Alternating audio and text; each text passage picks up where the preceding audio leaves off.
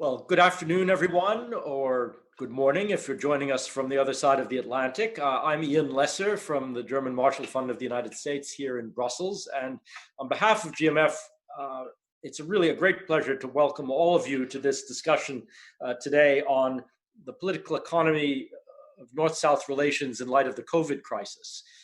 An important topic. We have wonderful people to share this conversation with us. And I'll let our moderator, Ambassador Len Ishmael, introduce them to you. And I'll turn it over to her in a moment also to say a word of welcome on behalf of the Policy Center. But at the outset, let me just say it's a significant thing for us to do from GMF for a number of different reasons. First of all, it gathers together a number of our people and people from the Policy Center and all friends, which is always an important thing, especially in these times when we don't get to see each other in person. But also, it's part of the latest incarnation of a really terrific partnership that we have had with our friends at the Policy Center and its previous incarnations for really over a decade, focusing on the wider Atlantic, that's the Atlantic Basin, North and South, but also on the Mediterranean and broadly on North-South relations. This has been so important to us as a transatlantic institution because we need to remind ourselves that transatlantic relations are not just about the United States and Europe. There is the rest of the Atlantic Basin too. And this partnership has been really at the core of our ability to bring that conversation to different audiences on all sides of the Atlantic. So we're really delighted to be able to do this with the Policy Center, and we look forward to doing more things like this, of course, in the future. And then finally, not to anticipate our conversation too much, but simply to say this is an extremely important issue. Not only the health dimensions of the crisis, but also the economic crisis that is unfolding and is likely to be quite protracted. And then, of course, other political and security, geopolitical implications which may flow from that. In any case, all sorts of implications for our societies, North and South. So we have a wonderful group of people to help us think through these issues today, and we're especially thankful, Len, that you could join us, to represent, in a sense, both institutions, to say a word for the Policy Center, but also to moderate. So, Len, over to you. Thank you so very much, Ian, and to everyone who's joining us, welcome. I'm delighted to be here. And I should say that I'm going to read a few notes of welcome from the president of the Policy Center, who has been unavoidably delayed and cannot be with us today. His notes and welcome to you are as follows. That it is our honor to welcome you to the first webinar organized in the framework of the partnership between the Policy Center of the New South and the German Marshall Fund of the United States. These two institutions have collaborated on path-breaking dialogue and analyses focused on both the Mediterranean and the wider Atlantic. The partnership has produced new concepts and networks to the discussion of critical international policy questions with a strong emphasis on the North-South dimensions of policy dialogue. The partnership with the GMF has now existed under various iterations, I believe for some 10 years, and finds expressions in various modalities, including joint organizations of events, such as this one, in order to produce in-depth and quality analyses of rather complex issues through various dynamics, and the ability to then examine these at the local, continental, and global levels, but through multiple lenses. The current global health crisis that is raging around the world mobilizes us to produce and provide analysis of this pandemic from an enormous wide range of perspectives: economic, geopolitical, diplomatic, and as well as those which matter most to civil society. Needless to say, the COVID-19 pandemic is evolving into an unprecedented international crisis with serious consequences for different sectors, especially economic activities around the world, which will alter the current balance of power dynamics, priorities, as well as perspectives. The extent of damage caused by the widespread of the virus on the economy varies depending on several factors, including containment measures the efficiency of those, as well as their effectiveness, as well as the economic support which governments have been able to deploy in the road to recovery. At the moment, it is hard to fully assess the impact of this crisis on the global economy. However, here at the Policy Centre for the New South, we feel that we cannot start thinking about possible futures. Rather, I should rephrase this. We think that this is very much the moment for us to start thinking about possible future scenarios for the political economy. It is in this framework that we launch a series of webinars involving experts to discuss the different implications of the pandemic with an emphasis on the North-South dimension. Welcome once again. And now very quickly, shift into my own hat as the moderator of this session. Just a few words from me as I seek to put this webinar rather in global context. And I think it's fair and true to say that for all of us, as we stood on the cusp of the ending of 2019 and moving forward with much excitement and enthusiasm into a new year and indeed a new decade, we could hardly have imagined that such a pandemic was really and truly at our heels, and that it would have brought life and the world as we know it to a stop. And COVID-19 has affected everyone, rich countries and poor ones alike. But so far, the conversation has been very much concentrated in the North and by the North. And not all of what we have seen so far has been positive. We see, for example, a growing stance towards protectionism and a movement away from multilateralism, even whilst we understand that the world needs a global response, and the only means that we have really and truly in the architecture of a global response is the need very much that we do this collaboratively, and that it has to be a cooperative and joint venture as we seek to create or re-engineer the world as we knew it before. But we have also seen fissures in the Western alliance, even within Europe, in the scramble for vital equipment and supplies, and disagreement regarding the range of tools with which to fashion social and economic recovery for all states. We even have a new jargon to assist in the communication between us in this new world that we find ourselves. Just recently, the term vaccine nationalization or nationalism joins others which have been really and truly newly minted. Profound differences exist between Eastern, and in this case, I mean China, and Western political systems of societal organization, the collective versus the individual, the difference in state capacity have also been underscored. And fractures in the East-West relationship have been deepened. Caught in the middle of all of this debate, dissension, and discord, of course, is the global South, with far-reaching fundamental implications for issues related to power on the global stage, not only today, but certainly in the future. Yet there has been less than fulsome engagement on the impact of this pandemic on relations between the North and the countries of the global South. How has the pandemic affected relationships between countries of the North and the global South? What will recovery and the new normal look like?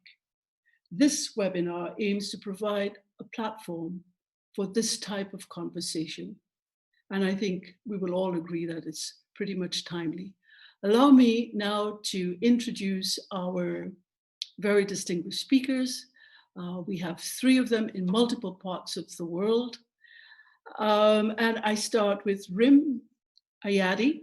She's the founder and president of Europe Mediterranean Economies Association. I believe Rim is joining us at the moment from Barcelona.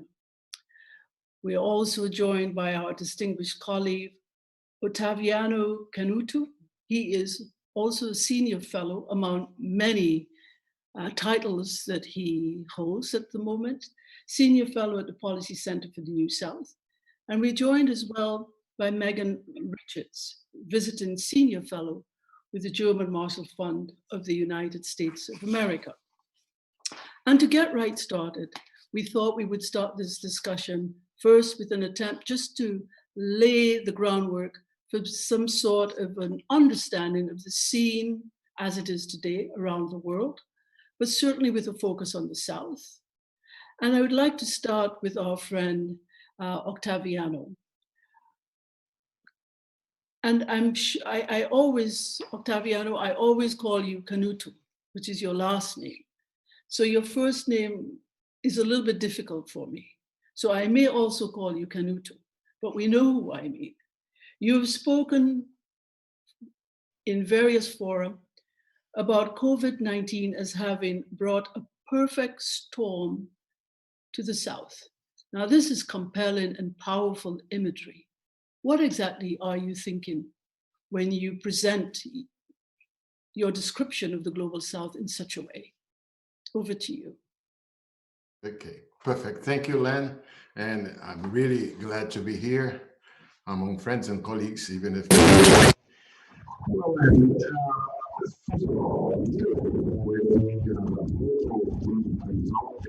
South.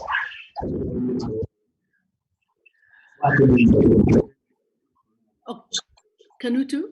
Yes. We're having problems hearing you. You became very muffled. Can you restart, please? Yes. The sound is very bad. Oh, I'm increasing my... Is it better? It is, for the moment. Okay. So I thank you and everybody else for having me there.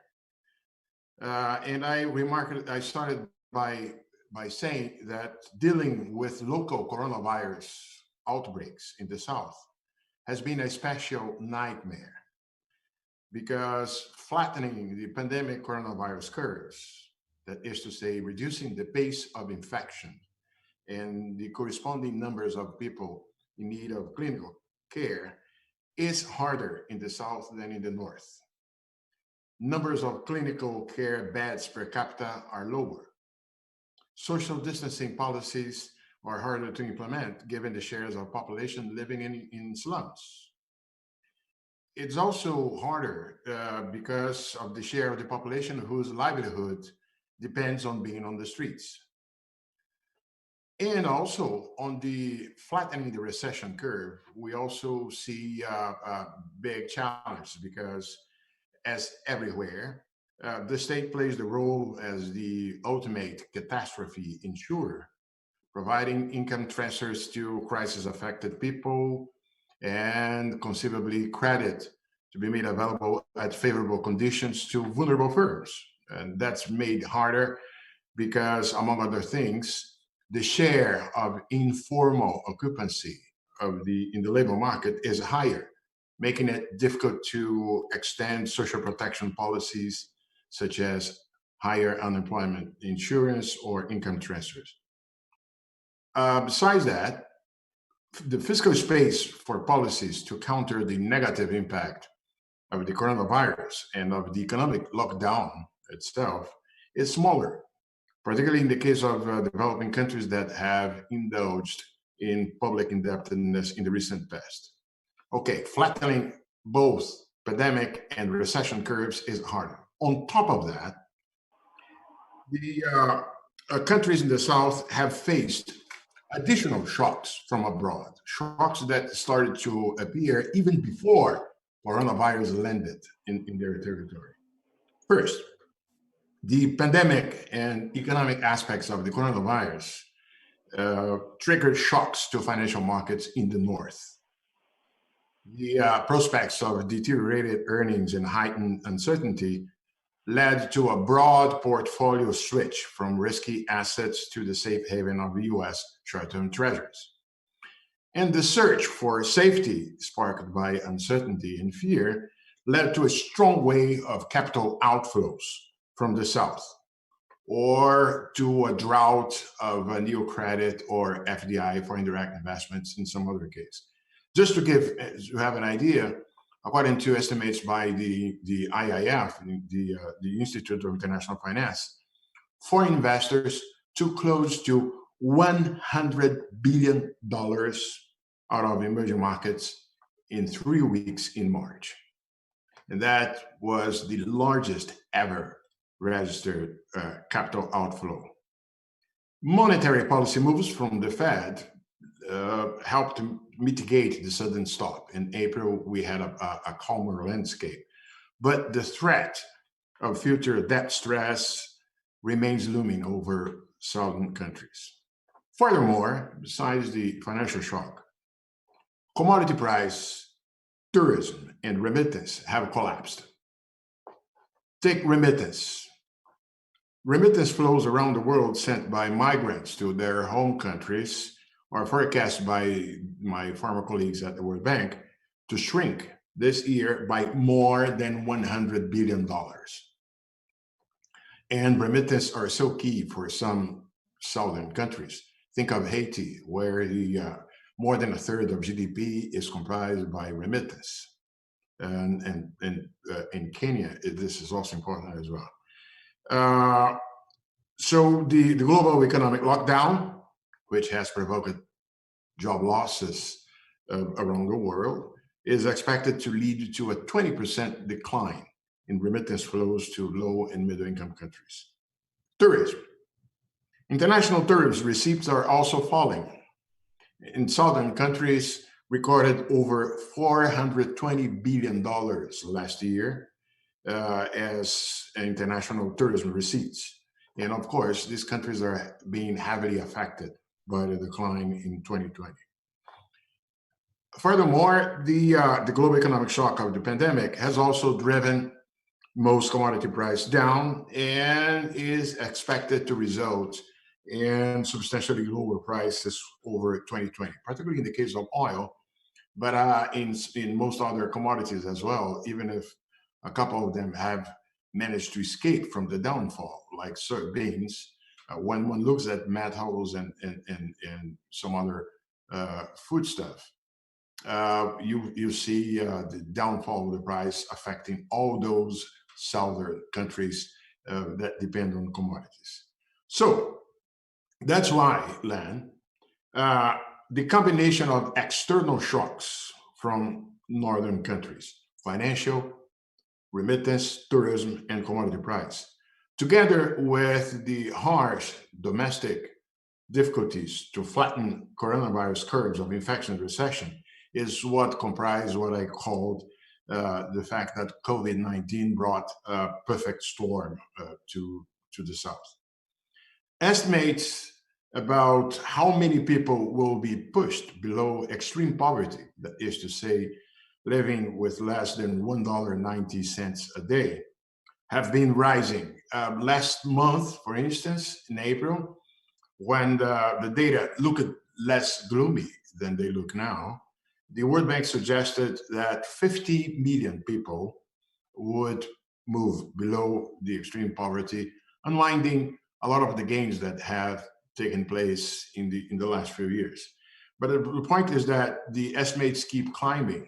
I've seen a researcher from King's College mentioning the possibility of 450 million people moving down the extreme poverty line, since the global income per capita growth figures in the months ahead keep falling. North-South relations have been a mixed bag, and I will conclude with it. On the one hand, we have seen, for instance, movements like the temporary standstill on official bilateral debt service of low-income countries that has been announced by G20 countries after the proposal made by the IMF and the World Bank. On the other side, the crisis situation in northern countries has also tended to reinforce the inward orientation in areas such as trade, particularly when it comes to medical equipment and medicaments. So the perfect storm in southern countries is taking place while we also see the northern countries having to cope with their own coronavirus crisis. Thank you. Certainly a grim and compelling landscape indeed. Rim, over to you. We have heard quite a bit with respect of some of the dimensions to the issue as we see it now in the global south. Certainly there's a role to be played by international institutions, even as we see multilateralism under threat. We see it right now, certainly when we take a look at the WTO, which is probably facing one of its biggest crises in recent memory. We see it as well with the WHO, both of whom sit at the very heart of some of the recovery efforts which we need to put it underway at this moment. What is your take on all of this from where you sit, Rim? First of all, good afternoon to everybody. I'm very happy to be with you, although on a virtual basis, on the screen. First of all, I share very much what Ottavio said about the status quo that we're seeing. And I would add to this that the COVID-19, which was at the beginning an exogenous health shock, it became I would say, a comprehensive systemic global shock that shook not only the healthcare systems, but also political, economic models and societal values, also international cooperation schemes that seemingly worked in the past. Clearly, for me, when a crisis becomes systemic, the characteristics and consequences of it becomes very, very complex to understand and to manage. So even if we had the schemes, I would call them the international schemes via the international organizations, in a way, the storm was so complicated to manage that even those organizations, they were struggling to really deal with this pandemic. So let me share with you a few aspects, in fact, to set a little bit the scene and probably give you my assessment so far on the role of the international organizations. Number one is uncertainty, which is this uncertainty surrounding this disease that nobody knows about. In fact, the process of infection is not clear how long. It's also global nature, so it has attacked all the countries in the world, but also its speed and the spread of this contagion, the channels of entry are not known, and also clearly the unknown health consequences, in fact, on the most vulnerable targets. These are all add to the uncertainty. And also, if we look at the process of recovery, it takes a lot of time. And then yet it is not clear whether those testing kits and ventilators and even some protocols of medication and are working. And it's not even clear whether there would be a vaccine and when this will be, whether this vaccine will be available in the next months, years, and whether it is going to be effective. What is also important is its accessibility to or access to everybody who needs it. Now, let me remind one thing extremely important, which is the healthcare is a public policy matter, which has to be very carefully dealt with and managed by the states. The unmanaged issue I mentioned before feed into this more uncertainty that is not only harmful for the people, but also for the economy. And we could see it clearly over the last a couple of months. Now, even the speed of putting in place the containment measures and when to lift those containment measures, the timing of them and the extent of them, the intensity of them is extremely important. And in my view, this is something which we need to think of also from an international standpoint. Now, if I'm not going to repeat what Ottavio said, I think it is clear that we are in a serious contraction, economic contraction. Of course, not only remittances have been on a sharp decline, but also in terms of the losses of jobs. There were millions of losses of jobs already, which have been shown by the ILO. But also, it is clear to me that with all this double demand and supply shock, extremely complicated with the uncertainty that we're seeing to move into what I call even the V recovery. I believe that a V recovery, it might be much more of a wishful thinking, and I think it is extremely important to know some of the implications of a potential U or W recovery if in the next few months and from now. So you mentioned to me something which I would like to spare a couple of minutes on it, which the role of the international organizations.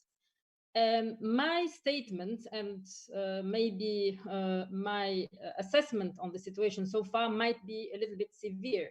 But then it is clear to me that the COVID-19 pandemic is a global health crisis, which is not yet managed correctly, which has led into a economic and social and humanitarian crisis, especially for the low and medium income countries, especially because of the unpreparedness and the absence of a global, timely, decisive, and coordinated collective action. And this is clearly seen over the last couple of months. Now, also the crisis has exposed the inefficacy and ineffectiveness of the multilateral framework. We've seen it starting from the role of the WHO to effectively and forcefully manage the health crisis, and to my knowledge also to the total absence of the WTO when essential goods like ventilators and medication were hoarded and overpriced. So where is at an international level there? Also the G20 and its high level of commitment, which I rather qualify them as a sum of individualistic actions rather than a decisive collective action. But also we can see also the IMF that has been very forceful into really engaging into, or I would say stretching its muscles via the SDR, the special drawing rights, to lend to the low-income countries, specifically in Africa and Middle East. But is it enough to really hope into recovery without necessarily increasing the level of indebtedness in these countries, which in my view we are heading into a very serious debt spiral. You're looking at, for example, in the case of Lebanon and Zambia, that already tells you something, because nowadays they are pushing for substantial debt relief and most probably a round of restructuring and defaults. And this will have serious implications not only on the currencies, on the inflation, on social implications, and of course poverty and whatever comes with this. So probably I would like to stop here, but then we can pick these matters in the discussion. Thank you, Rim. Megan, we're here this afternoon rarely, or this morning, depending on where our virtual audience is joining us. We're here really and truly to focus as well on the nature of relationships, particularly the North-South relationship. We have many examples of relationships right now which are not working particularly well between North and South. And of course, if we were to only talk about China and the United States and certain allies, we would have quite a robust discussion going on. But we also have the relationship and the long-standing partnership, particularly around development cooperation between the EU and the continent of Africa. And that's always been held up as a model for development cooperation between North and South.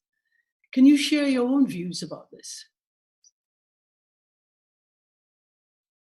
Yes, thank you very much, and welcome to everyone. I appreciate very much the contributions from Rim and Octaviano, because I think they set very nicely the issues out to show that this is a disaster for everyone. Everyone is going to suffer, and it's clear also that there is going to be some inward-looking, there are going to be some inward-looking reactions to this, and some countries will be under very difficult conditions now and difficult situations, both from the health disaster, but of course, primarily from the economic situation, to be able to explain to their publics why they continue to provide official development assistance and assistance to other countries. In the case of Europe and Africa, though, I think that this relationship must continue, and it's in the interests both of Africa and the EU to continue this. The EU is, of course, the biggest official development assistant donor in the world, the EU plus its member states, which is what the definition is of the EU.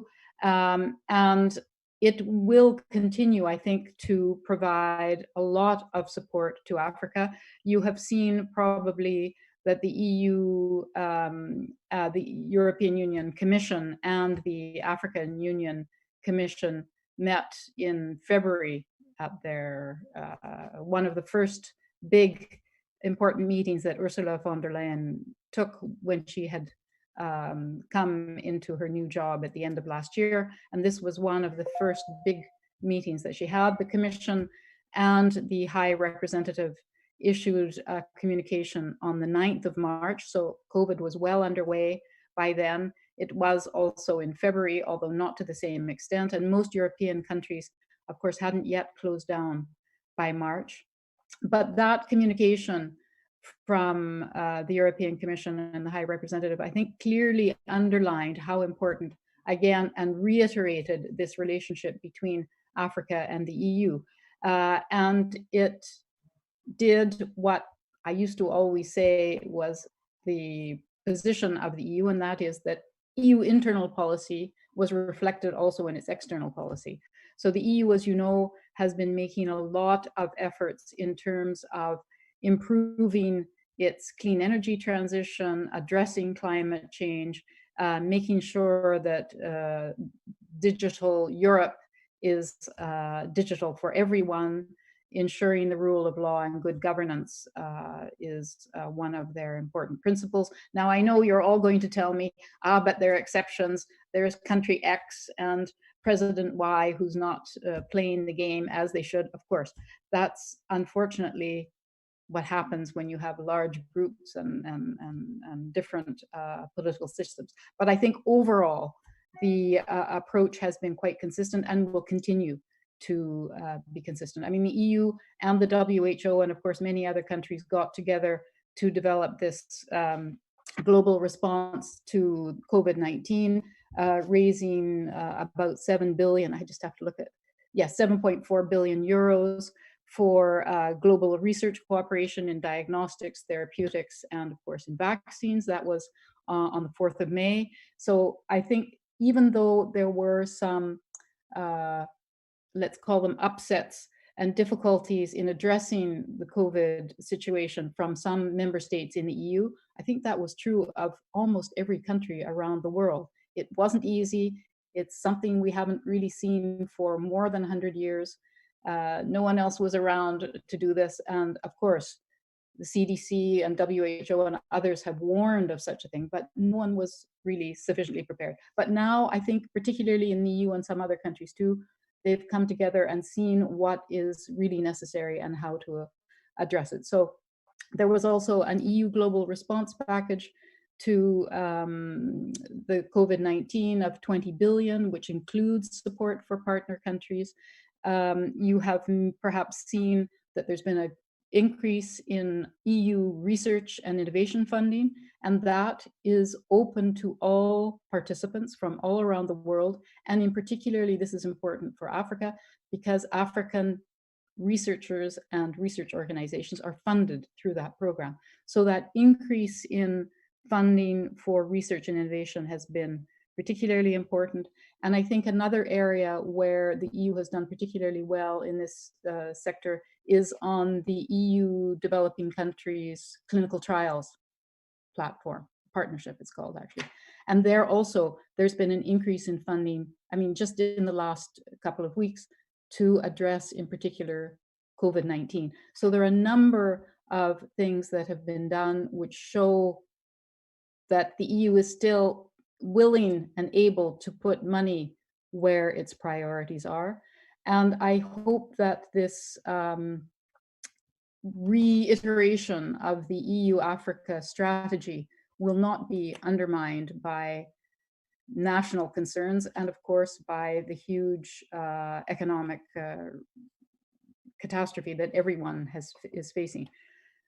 That being said, countries in Europe, I think, understand very well, and at least their politicians and governing authorities understand very well how important Africa is to us.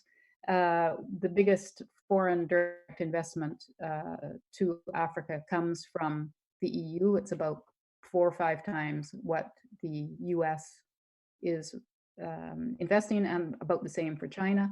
As I said, official development assistance is very important, but trade is also very important. Trade in goods, of course, trade in services is also important.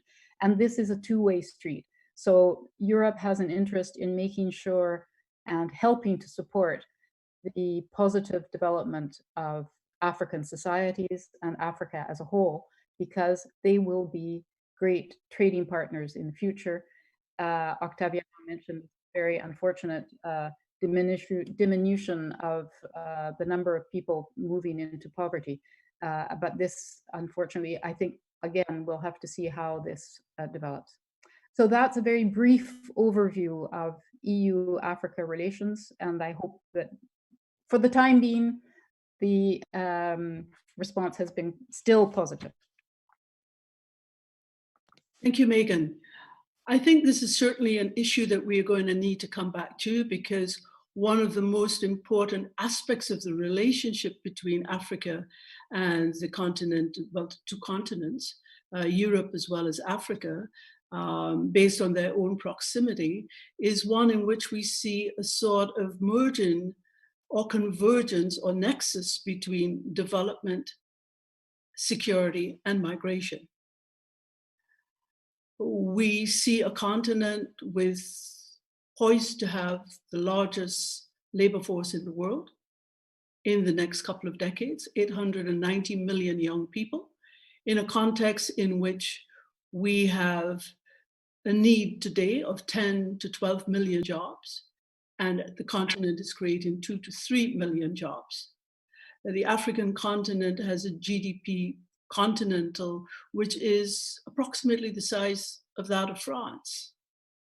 And there are many wonderful initiatives in place right now, but I'd like the panel to come back somewhere along the line to this whole issue of that relationship given the very real scenario we know of all of these issues, which are major distractions but realities within the relationship, even at the same time when resources are needed now more than ever to meet the MDGs, to meet climate change targets, and to seriously secure the development of Africa for the sake of Africa. But let's move on a little bit.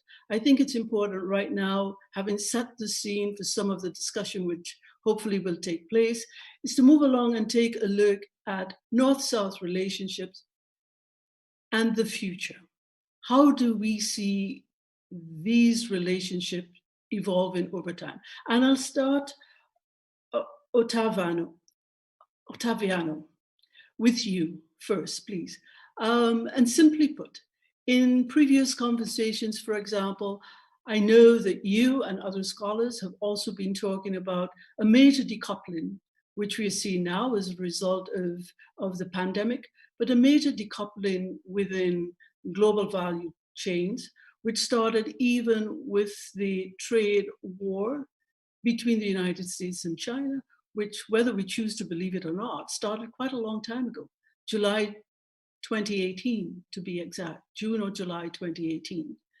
And now we have this for very real reasons we've had across, even here within Europe, with all of its infrastructure, we've had major disruptions, not major compared to other parts of the world, but we've had disruptions as well to the movement of goods and services for obvious reasons.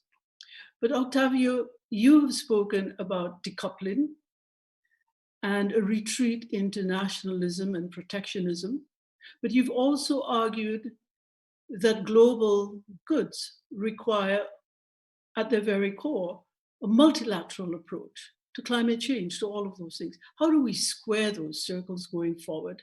And what is it going to mean for North-South relationship and the conversation around these very real issues? And I'll ask our panelists, please, 4 minutes on this particular response. Octavio, please. Great. Thanks again, Lynn. Tough question, and because we are watching a moving contradiction. We are watching opposite force moving on, and the ones which will prevail, it's still to some extent early to say. But one point is right. The coronavirus crisis is an event, brief, lethal, but brief in history, and is likely to spark some new features to North-South relations as well as to the global economy. But as of now, clearly it will tend to exacerbate some previous trends.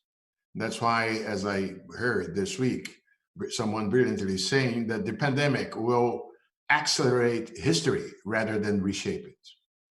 That's a possibility.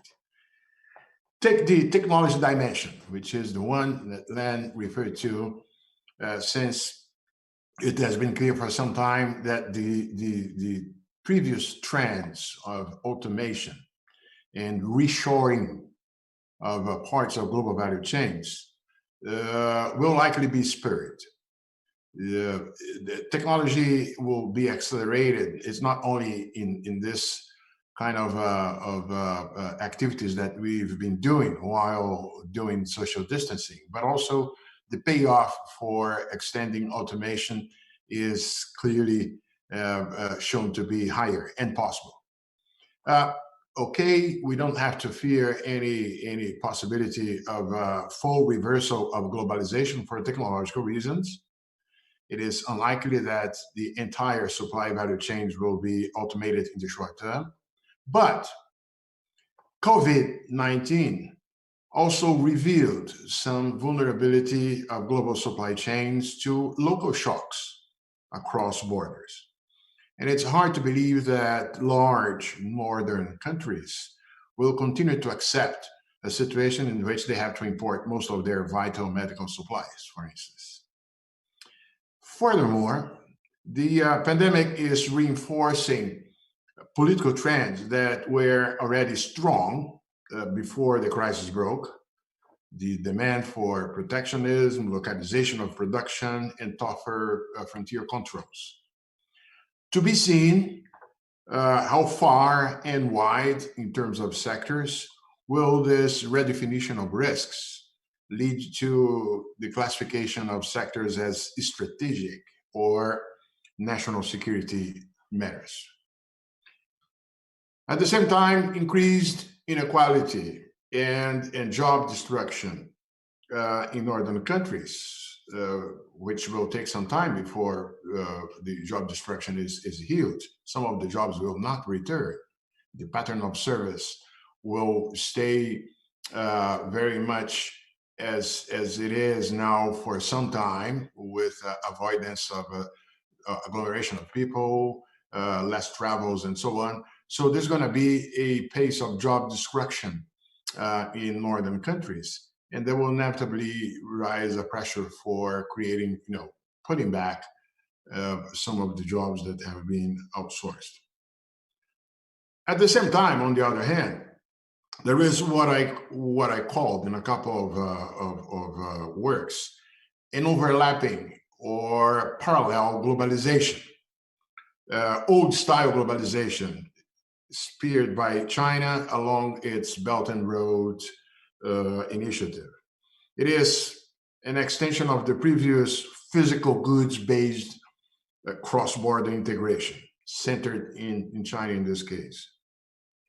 There are also other developments. I would mention the entry of lower cost countries into global value chains and the growing demand for mid-range consumer goods in emerging markets, which could actually slow down the trend towards automation and reshoring. We have these two forces. Automation reshoring seem to be less likely in labor-intensive global value chains that target consumers in emerging markets, at least in the short and medium term. Now, which of these forces will prevail will obviously depend on the poster taken by the three giants, the US, the EU, and China. Particularly Europe is the hub where both US and China will try to exercise a dispute for access. And Belt and Road, it depends on this connection, direct connection with Europe. And so this is still a story still unfolding, hopefully not to stroll back to some sort of closed walls positioning by these regions. Now, and Len said it quite well. The paradox is that, or the pity is that most of the major challenges faced by mankind now and in the future, they will demand more than ever cooperation, an attitude of not beggar my neighbor, not piggybacking on others. Think of future pandemics, right? This pandemic taking place was to a large extent anticipated by several people. One of them, as we all recall now, Microsoft. But also some authors alluded to the possibility of pandemics a long time ago. And so dealing with pandemics is done best when you have exchange of information, not only dissemination of medicines and vaccines and so on, but we all depend on this. Before the pandemic is under control or disappear in the South, the North will not be free from it. So one needs joint action. But this is only one example, because we also have climate change. We also have cybersecurity. We also have terrorism, the anti-terrorism efforts, and demographic change. Because since demographic change are a definitive trait of mankind in the near future, the underlying force towards migration, either rural-urban migration into cities or cross-border, is something that cannot be simply dealt with by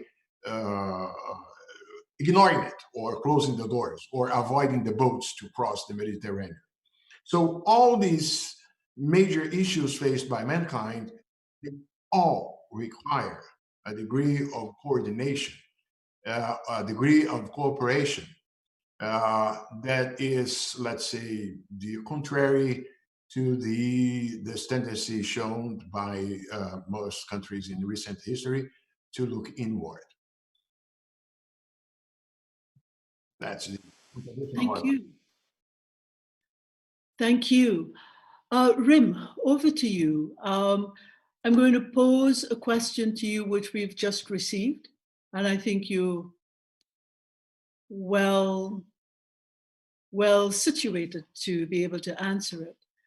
The question goes like this: what impact do you think the COVID-19 pandemic will have on the suggested reforms of the WTO?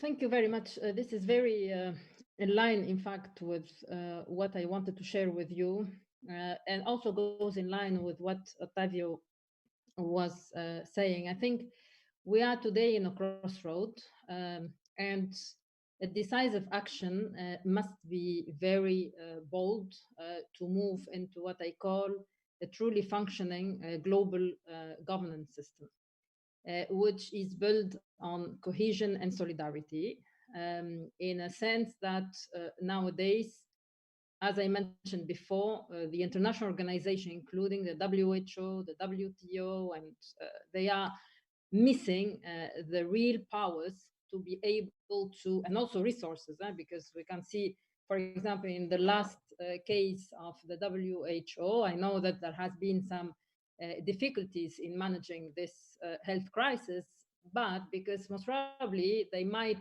need further powers and more, I would call, independence to be able to really deal with global pandemics in the case of WHO. Now, in the case of the WTO, I must say that if we look at the previous experience of this organization, there are a lot to improve there. So I do not know which proposal you are making reference to, because I've seen a few of reforms of the organization.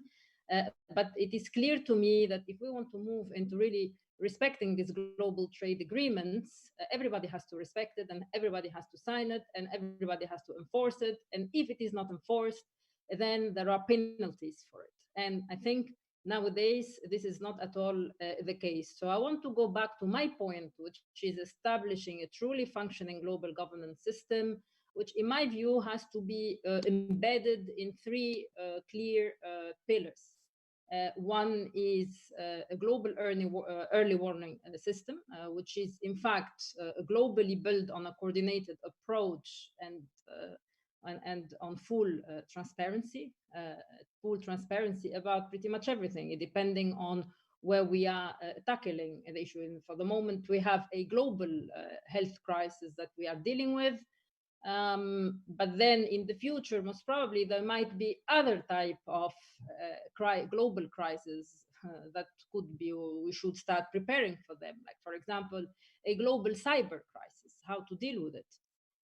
The second pillar is when the crisis comes, you need to have a crisis management system, which is clearly agreed. All the crisis management responses are there. And then obviously this is going to be needing a full collaboration and solidarity. Now, if I take the WTO, I think when there are hoarding and when there are issues related to pricing for essential products that are needed to deal with a global crisis like the one we're living today, they need to have a role for it. But then to have a role, you need to have powers, you need to have enforcement powers, you need to have a system which is really credible for them. But nowadays, it is yet, unfortunately, not the case.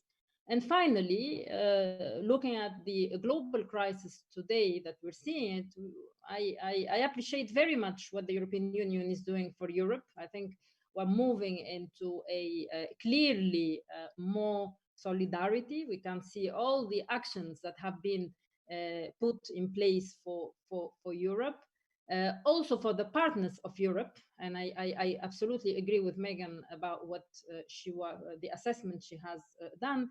But again, I still believe that the neighbors, the South neighbors, they lack the capacity to absorb all these possibilities that Europe is providing to them. So it means that reinforcing the capacity is still something that needs to be done. And now I move to my third pillar of this global governance system, which is the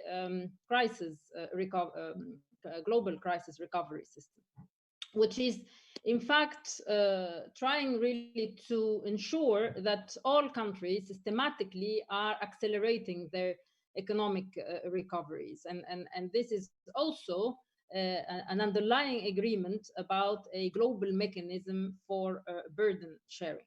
And obviously, for the moment, I don't see it globally. Yes, in some regions, again, in a certain extent, Europe, yes, but this needs to be most probably enhanced at a global level. And the point that was made by Ottavio, which I absolutely agree, EU, US, and China, they have to probably, if we want to move into this global system, they have to sit down and really take the lead to make this happen. Thank you. Thank you, Rim.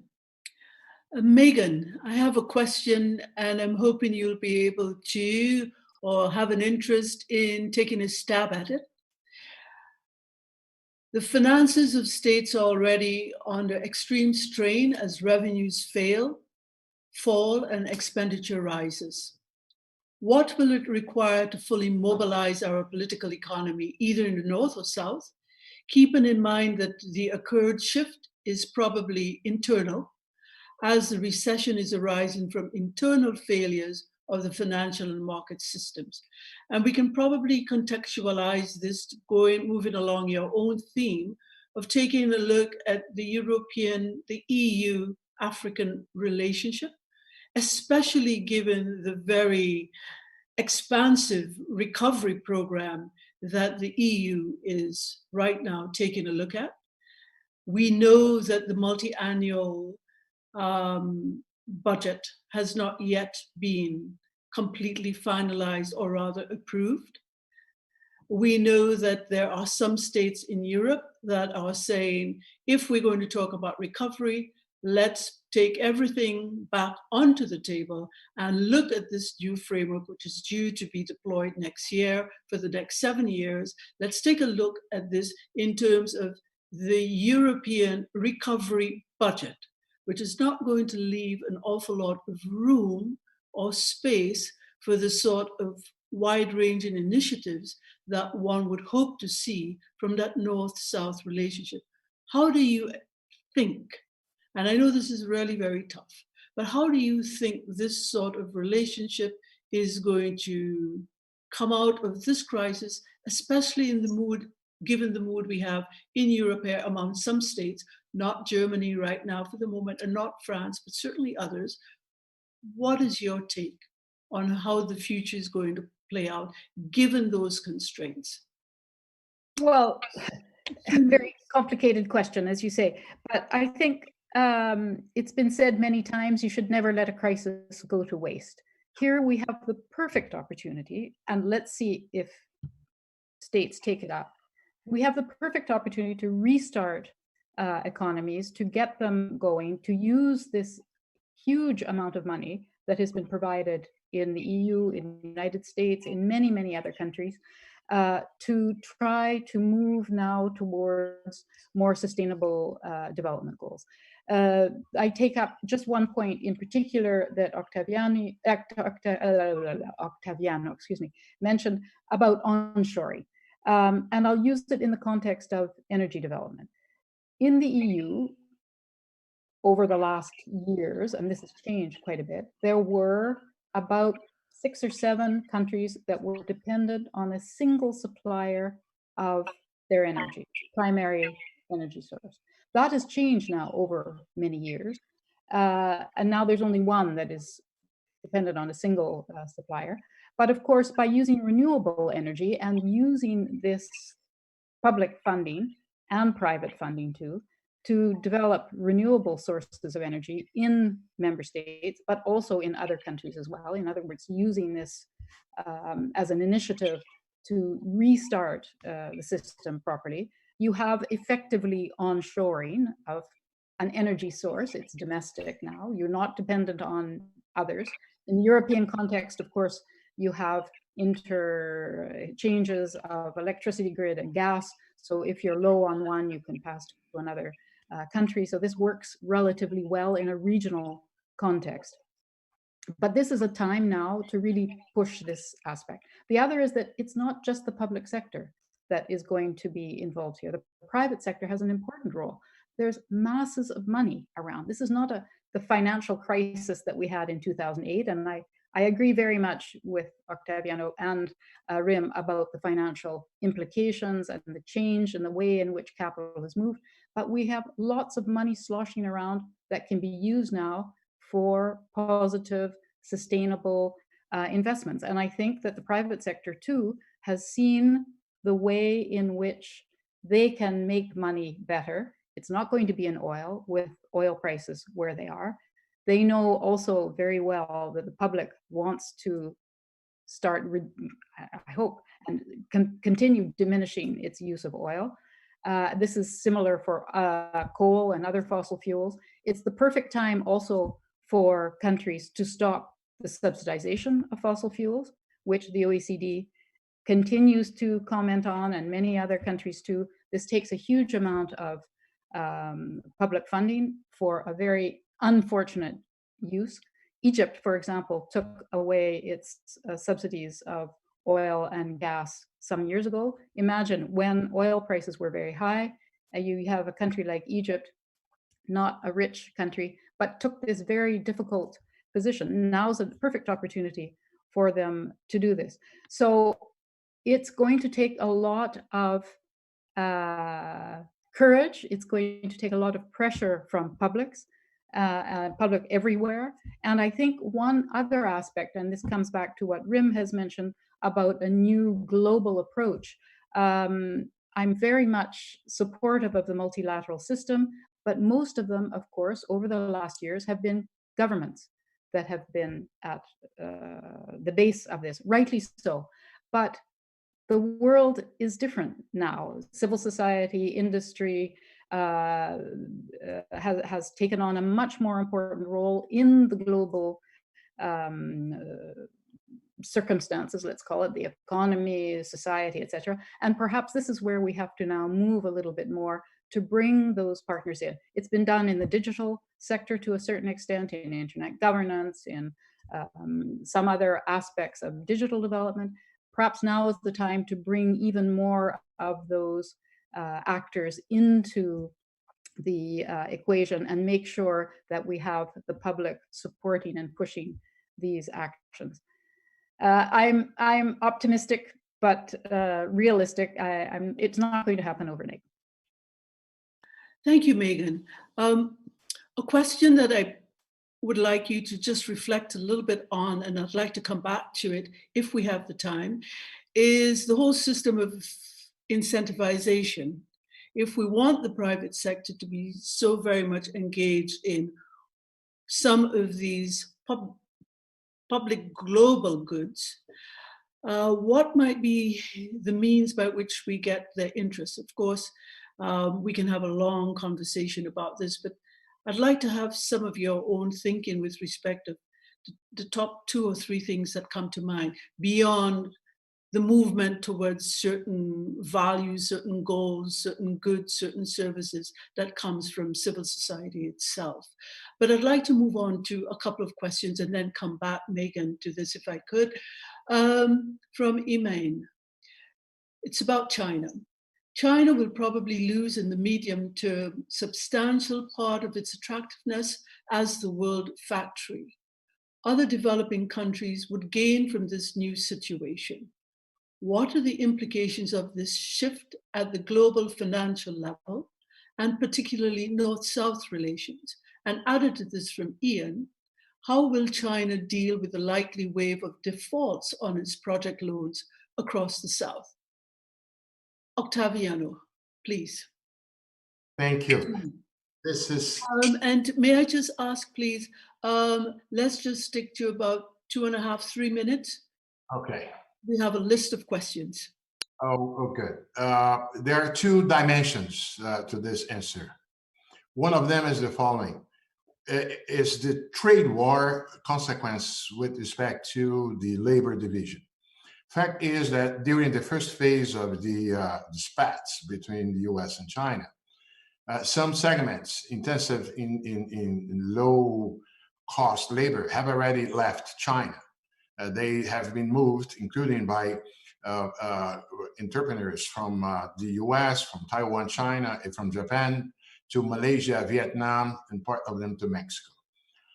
But this was already in the plans. I myself was at the Hall of People in China in 2011, representing the World Bank, when then President Hu Jintao outlined the great rebalancing of China that included the move of China towards higher value segments and value chains. Fact is, we don't have the time for this, that the trade war initiated by President Trump did not lead to a victory. In fact, there are calculations from Federal Reserve Bank economists showing that Mr. Trump's trade policies hurt the US manufacturing. No, that's why I don't think President Trump will revive right now the trade wars, because that may damage, in terms of costs and price, the consumption basket of the U.S. workers. So he will avoid that before the election. If he gets reelected, that's going to be another story.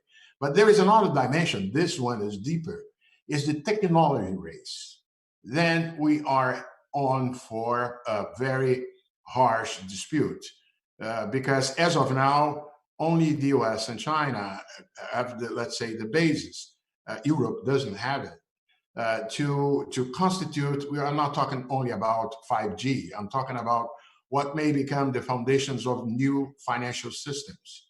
We're going to have a dispute of whole systems that depend on some key technologies, the dispute of which is taking place right now. And this is going to come to haunt southern countries if each one of those parts start asking countries to align to one of them. That's where the issue is not on the loss of labor-intensive manufacturing segments, but it's more on how the giants who have been failing, both of them, but that's another issue, on the technology race. That's where we should focus on. Thank you. On a related question to you, this is just from me, two quick things. One is that the US Senate, I believe it was only yesterday, has passed a bill which will seek to delist Chinese companies if they don't perform to certain auditing and accounting standards. That's one thing. And secondly, even when we take a look at Southeast Asia itself, and we take a look at a country like Singapore, for example, they are in the middle of this. In every way we look at it, in terms of future geopolitical rebalancing of world power. And the Prime Minister of Singapore made this point. And if I were to summarize it just in one sentence, it was, do not make us have to choose. Tremendous security relations with the United States, #1 commercial partner and investment partner in China, and this whole issue about a bipolar arrangement with respect to technology, he made a very forceful point. No one wins. It would be bad for the world. In 1 minute, what's your take on this? Look, I think this should be, in broad terms, the position taken by all or southern countries. That should be the case of Brazil, the country where I'm from. Instead of thinking of aligning with any one of these parts, the countries cannot be trapped into this because they will be losers. The feeling expressed and the position by the Singaporean Prime Minister, I would say, is a good template for all southern countries, into Europe as well. Very interesting, because it sounds almost as if we're going back to the time of the non-aligned movement, which included China in those days. Right, but now it will include the Europe as well. This is strange and very strange and extraordinary times. Another question, and I'm sorry, I'm looking a little bit weird, but the print is so small, and even with my glasses, I'm having a hard time reading the questions. But it goes like this. The Global South will suffer the most from COVID-19. Millions of people will come back to poverty in already poor countries with no social support, unlike the Global North. The future of North-South relations will depend on foreign debt. The Global North will have to reconsider its foreign debt policy regarding Africa or Latin America. Do you think this will change? I will go to Rim on this one. Rim, over to you. 2 minutes. Yes, it is clear, as we can see, even before the pandemic, there has been an increase of debt worldwide. And this is, I would call it a result from lax monetary policies, lots of liquidity, and so on. And also the fact that emerging market countries have been flowing a lot of capital into Africa, into probably Latin America. Octavio knows better than I the flows of capital into this region of the world. But let me focus on Africa. Over the last years, what we have seen is that emerging market players, and one of them is, of course, China and also Russia, have been washing, I would call, these countries with debt, sometimes untransparent debt, which is very difficult to know what are the amounts, the terms of the debt, and so on. Now, with the pandemic, obviously, these countries would need more debt to recover from this global crisis. At least that's what they are saying.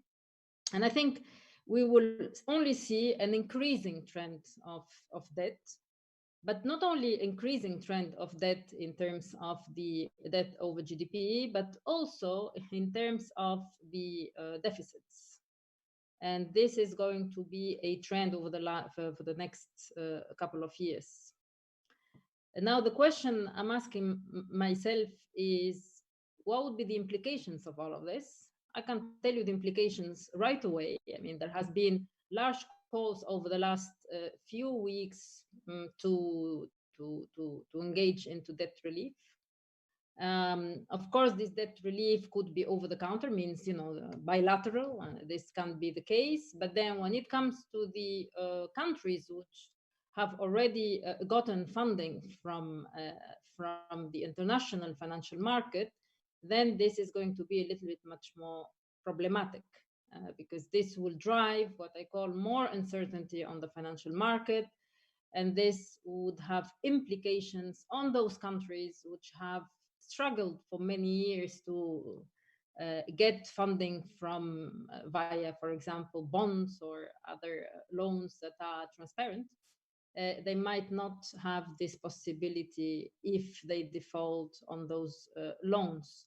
And I think it is extremely important to categorize those countries who would like to move into what I call a path for at least transparent debt, because, I mean, talking about sustainability in debt, I am a bit pessimistic about it. I would say not pessimistic, but rather realistic, because I see that in the next few years, every country will increase its debt trends. This is not only in Africa, but also if you look overall globally, this is the trend.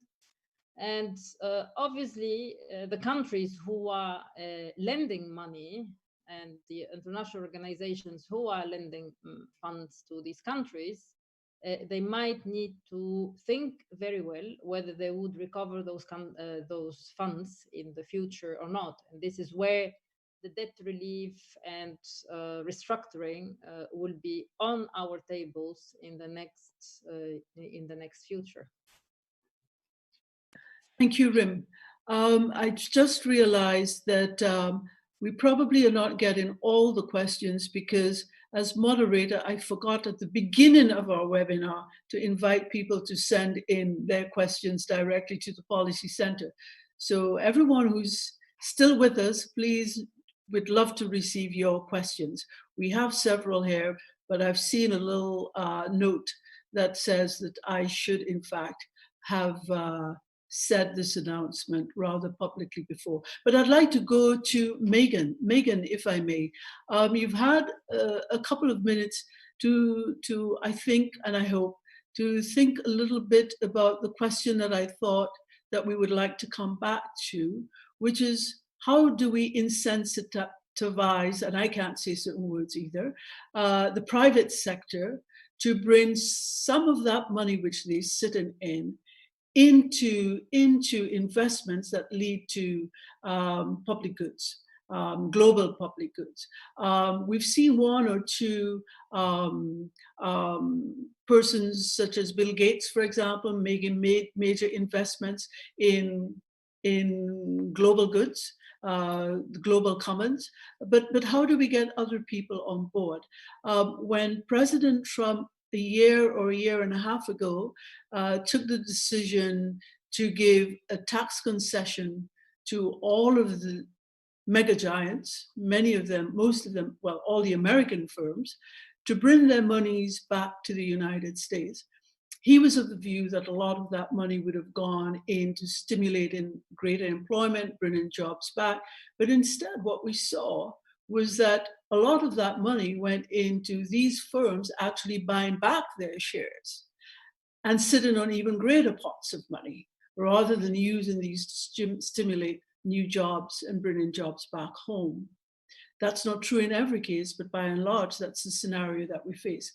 What will it take, Megan, do you think, to get some of that money, which is sitting there, usefully involved in a way in which, you know, people of the world can, generally speaking, benefit?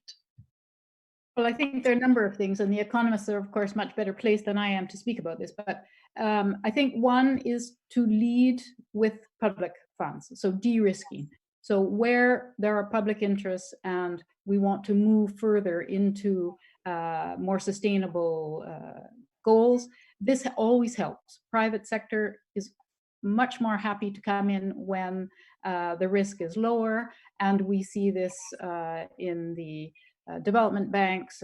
We see this where there is public-private cooperation, and this helps a lot, first. Second, the world is changing. The private sector investors also want to make change and make investments that will be, let's call them future-proof. If oil prices are as low now as they are, and they remain so, people are not going to invest in oil. It just costs too much to develop.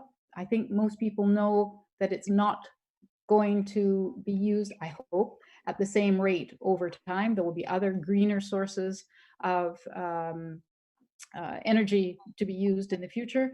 There are also new and innovative sources of production. We've seen just in this COVID crisis the increased use of videos, Zoom, digital procedures and facilities to increase working from home. Now, I know you're going to all say, but that's just for an exclusive few, and not everyone can do that. You have both mentioned the importance of the huge impact on daily workers, people who work on the streets. Of course, this is not for them, but digital tools are for them. If you look at digital payments in Kenya, for example, or the extension of digital mobile telephony in Africa, this has had a huge impact on people, a huge impact. They can get market pricing information, they can get help for their sick cow, they can get help from telemedicine. I mean, all these things are new developments where the private sector has an important role, as does the public. So, as I said, I think the public-private participation is important, and using the financial institutions, development banks in particular, to drive this forward is also very helpful.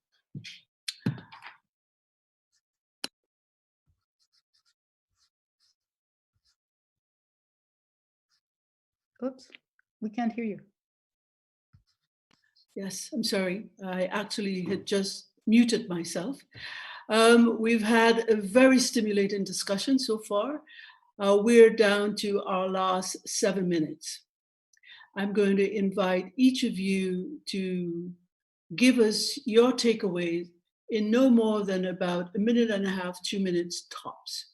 And then I will thank everyone who has participated with us this afternoon. And I'd like to start with Rim, please.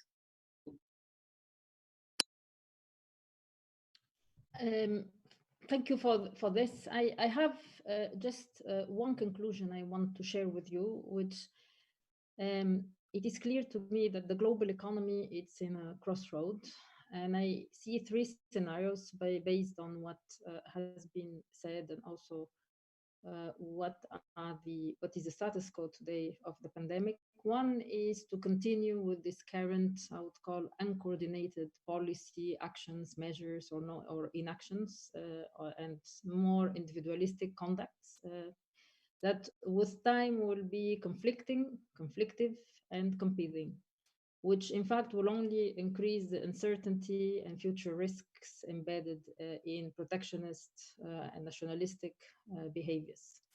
Means we're going back most probably to the past in different forms. Second scenario, it's really to move, and this is a great opportunity today to move into what I call a global governance scenario, build on a strategic collective vision followed by decisive, credible common action for us as humans, I would call it, to regain health, safety, economic stability, and prosperity. This means that big players like the United States of America, like the European Union, possibly China and others, will work together. Or the third scenario would be what I call a set of regional groupings that are not very well equipped to deal with the global risks the humanity nowadays is facing. We have experienced the global pandemic, and we do not know what are the implications yet in the next few months and years. But this is not only the only global risks that will be facing in the future. And I think we need to keep in mind that digitalization and technology will certainly disrupt the evolutions and outcomes, but depending on who is using them and for what. Thank you. Thank you, Rim. Octaviano, over to you, but I'd ask you specifically to describe for us, no more than 2 minutes, we really are running out of time, what you envisage will be the contours of the North-South relationship as we go forward. We already have a little piece of it, which is to stay out of being squeezed between East and West. But anything else that you see? Yeah, let me conclude my participation by highlighting at least a double silver line that I see at the country level of the South. Like in other previous experience in the past with pandemics, which have always been followed by less income distribution. This is common to all of them in the past. This time we have clearly stated the necessity to do two things: the reinforcement of social protection systems. And this is true even for northern countries. I don't think after the income transfer that has been implemented here in the US where I live, that the rabbit will be able to be put back into the hat. There's going to be discussions on basic income will only grow. And that's the case in developing countries, in the southern countries. I remember I mentioned the participation of informal labor in the labor market, which reached even 90% in some countries.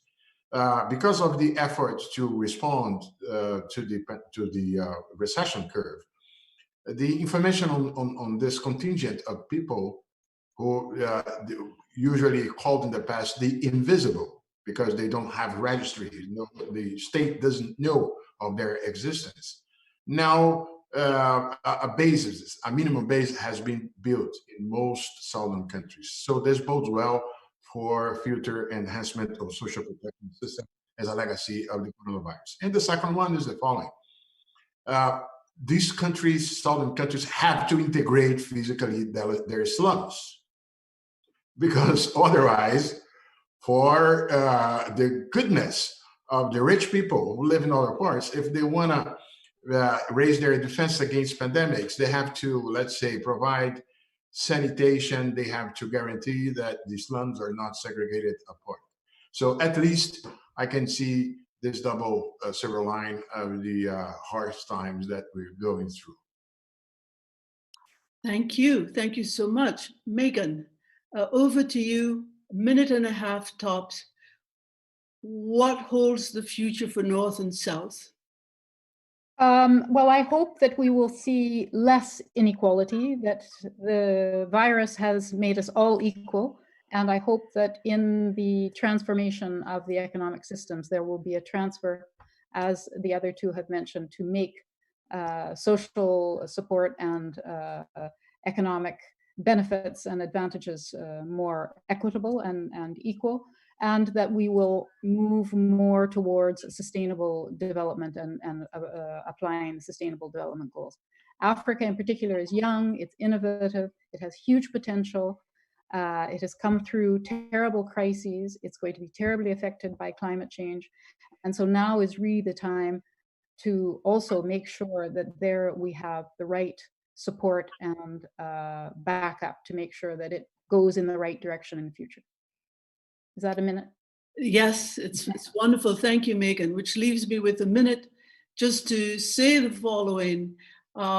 We've had a wonderful discussion.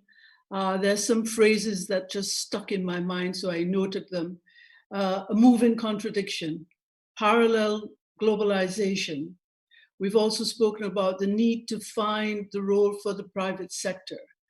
We've also spoken about the need for the South to stay out of being squeezed between East and West and maybe fall back into the routine of the non-aligned movement of so many decades ago. But I'd like to close just with this. Octaviano said, we are seeing an exceptional period that perhaps accelerates history rather than reshapes it. Now, only history and time will tell. So on behalf of the German Marshall Fund of the United States of America and the Policy Center of the New South, I want to thank Megan and Rim, Octaviano, Ian, and it's so lovely to see all of you again. And to everyone who joined us, thank you so very much. See you again and stay well and safe. Goodbye.